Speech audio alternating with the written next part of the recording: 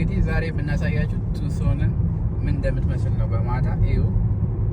የቱሶን ከተማ በአሜሪካ ውስጥ በአሪዞና የምትገኝ ናት። ዋና ከተማዋ ፊኒክስ ነው የሚባለው።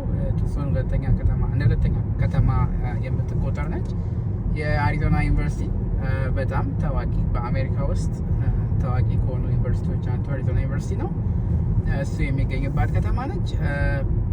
በማታ እንደምታዩት በጣም ዳርክ ነች፣ ጨለማ ነው።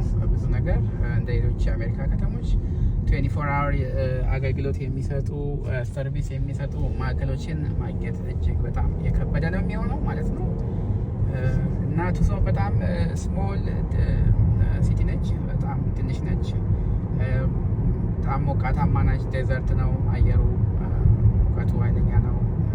በበጋም አየሩ ሞር በበጋ ሰዓት ለመኖር በጣም አስቸጋሪ ነው። እንደውም በክረምቱ በጣም የተሻለና የተስተካከለ አየር ይኖራል። በክረምት ወቅት በቱሶን በተለያየ ስቴት የሚኖሩ ሰዎች ወደዚህ ይመጣሉ ለጉብኝት። ራሳቸውን የሚያሳርፉበት ኢንተርቴን የሚያደርጉበት እንዲህ ነው። በብዛት ሲኒየር የሆኑ ሰዎች ብዙ ጊዜ የሚኖሩባት ናት እና ቱሶን በጣም ትንሽ ከተማ ነች።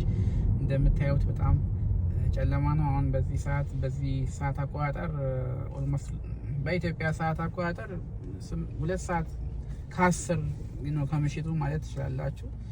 እና እርሊ ነው ለአሜሪካውን እንደዚህ ኳይት መሆን። ገበያ ማዕከሎች፣ ማርኬቶች፣ ስቶሮች በሙሉ የተዘጉ ናቸው። እና ትንሽ ይህንን ልነግራችሁ እና ኤክስፔሪየንስ እንድታደርጉ ለማለት ያክል ነው። ቴንኪዩ፣ እናመሰግናለን።